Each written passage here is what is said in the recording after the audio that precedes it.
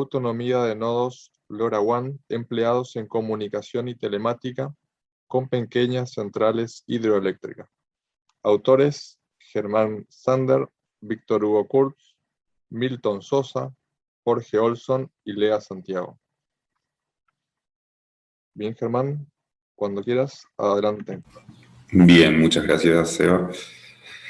Bueno, agregar nomás que este trabajo es parte del proyecto Pequeñas Centrales Hidroeléctricas, Equipos y Sistemas, así que es un aporte a ese proyecto de investigación. Bueno, modo de introducción. En las cercanías de la ciudad de Oberá hay varios emprendimientos hidroeléctricos, pequeñas centrales hidroeléctricas, PCH para nosotros, y la idea es implementar una red LoRaWAN para poder comunicarnos con estas centrales.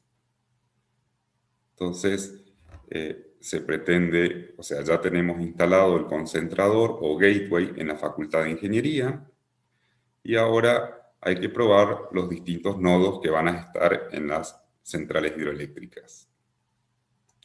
Por lo general, estas pequeñas centrales hidroeléctricas no están generando las 24 horas, sino que solo una parte, una fracción del día, o sea, 8 horas aproximadamente. Entonces, estos nodos remotos van a tener que tener una alimentación a batería para poder estar activos todo el día. Se pretende una autonomía de por lo menos 48 horas y se supone que en ese tiempo se va a poder recargar la batería cuando la central está generando. El área de cobertura pretende una distancia de 10 kilómetros y que la comunicación sea bidireccional. La idea de todo esto es poder adquirir los valores de las distintas variables de las centrales hidroeléctricas, como por ejemplo la energía generada durante el día, si está generando, cómo está el nivel del espejo de agua, y también poder enviar parámetros, ¿sí? Recordemos que estas centrales tienen su control local, o sea que la idea no es controlar directamente la generación, sino que por ahí modificar parámetros.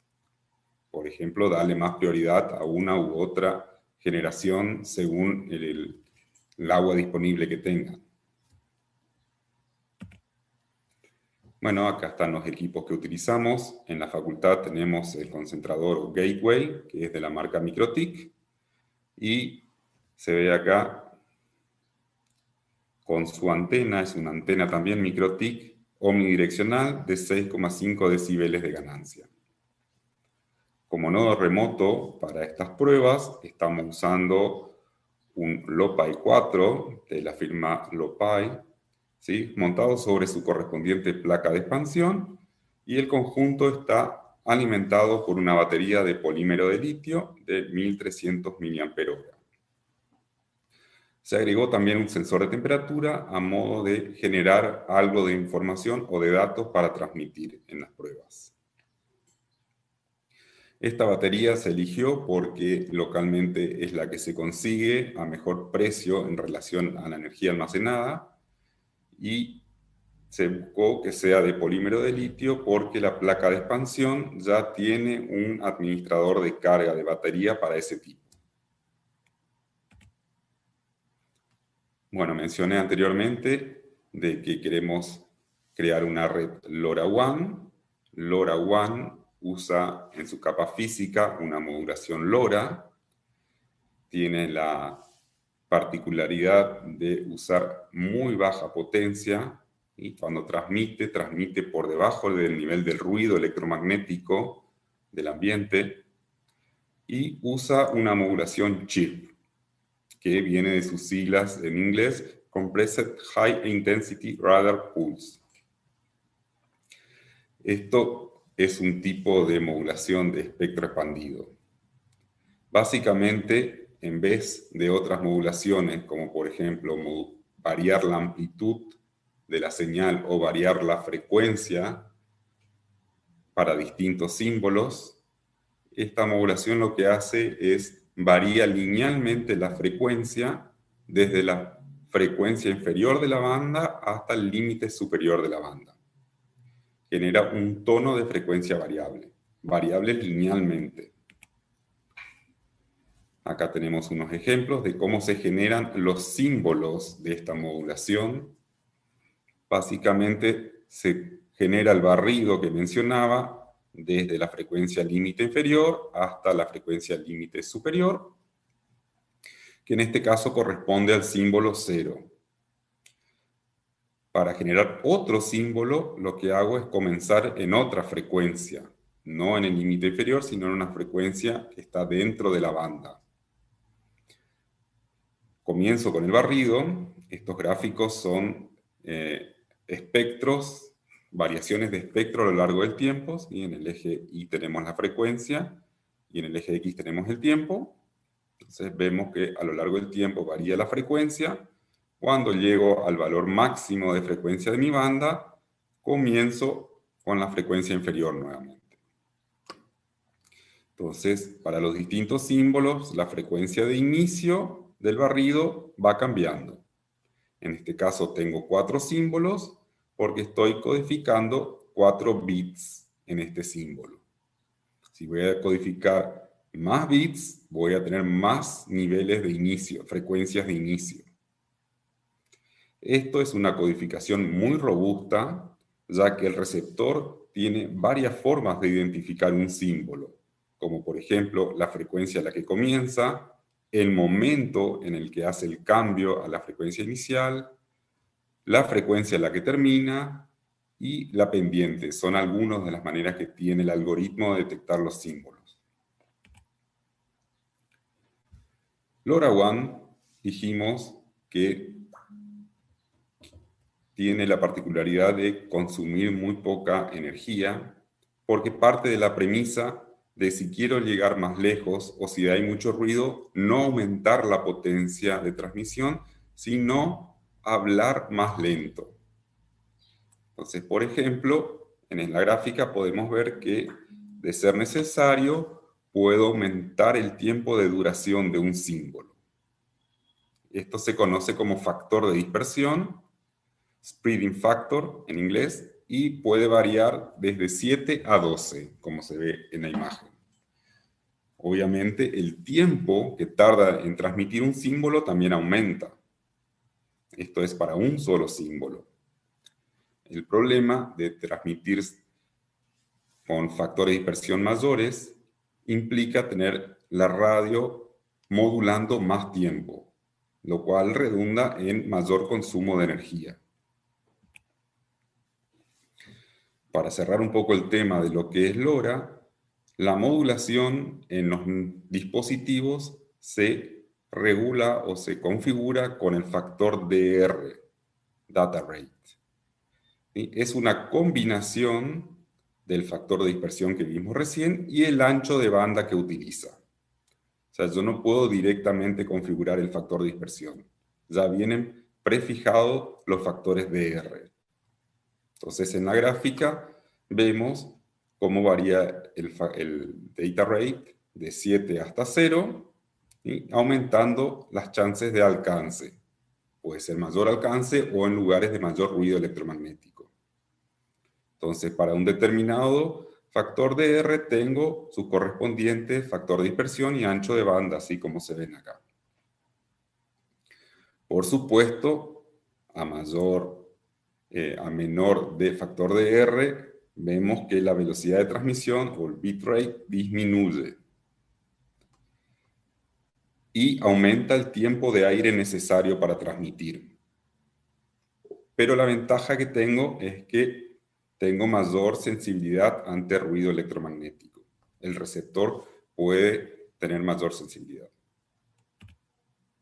Entonces, ya abocado a los ensayos que hicimos, nosotros partimos de la suposición, la hipótesis de que si aumento o disminuyo el factor de R, aumento el factor de dispersión, voy a estar transmitiendo más tiempo y la duración de mi batería se va a acotar.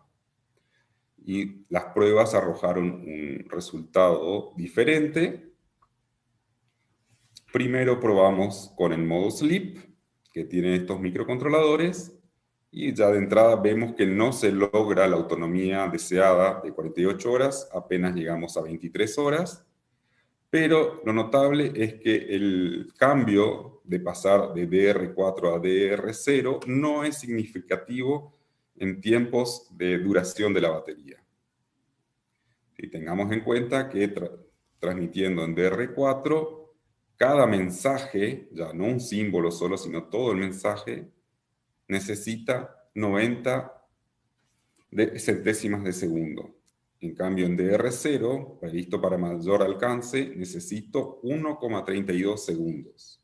A pesar de esto, la influencia en la duración de la batería no fue significativa, lo cual confirma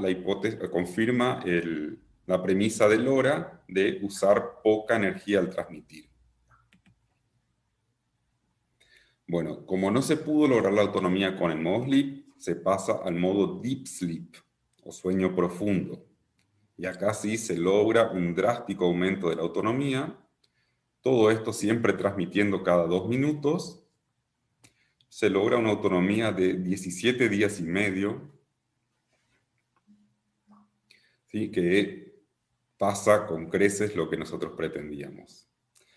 El problema de usar los ciclos Deep Sleep es que graba la información en una memoria no volátil, y esta memoria no volátil tiene una vida útil de 100.000 ciclos de escritura. O sea que si transmitimos cada 2 minutos, esto nos daría una vida útil de la memoria de 139 días, que es inviable, no nos sirve.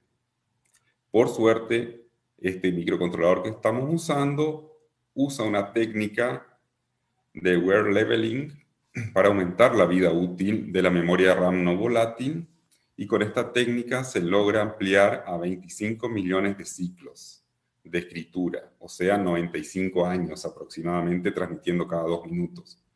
¿Sí? Entonces lo importante es elegir un dispositivo que soporte esta técnica para poder usar Deep Sleep. Bueno, acá en modo comentario nada más, se ve estos picos, ¿sí? Que son los momentos más cálidos de cada día, o sea que la batería, esto es la tensión de la batería, ¿sí? La batería tiene influencia con la temperatura. Se nota que hay una influencia en la temperatura, no es crítico, pero sí se aprecia. Bueno, y para terminar, las conclusiones: pasar de DR4 a DR0 implica un aumento en la utilización de la radio 13 veces superior, pero esto no se vio reflejado en la duración de la batería. Con esto se comprueba la premisa que mencionaba de LoRa de su bajo consumo en lo que hace a transmisión. La batería seleccionada resultó ser más que suficiente cuando se utiliza el modo Deep Sleep, y como alternativa teníamos previsto, si no alcanzaba con Deep Sleep, en vez de transmitir cada 2 minutos, transmitir cada 5 o 10 minutos.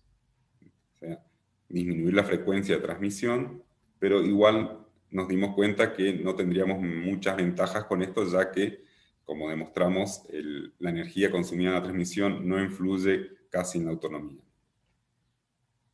Bueno, y si se requiere una autonomía aún mayor, se propone implementar una fuente auxiliar secundaria para cargar la batería, como por ejemplo un panel fotovoltaico. Y con eso terminamos.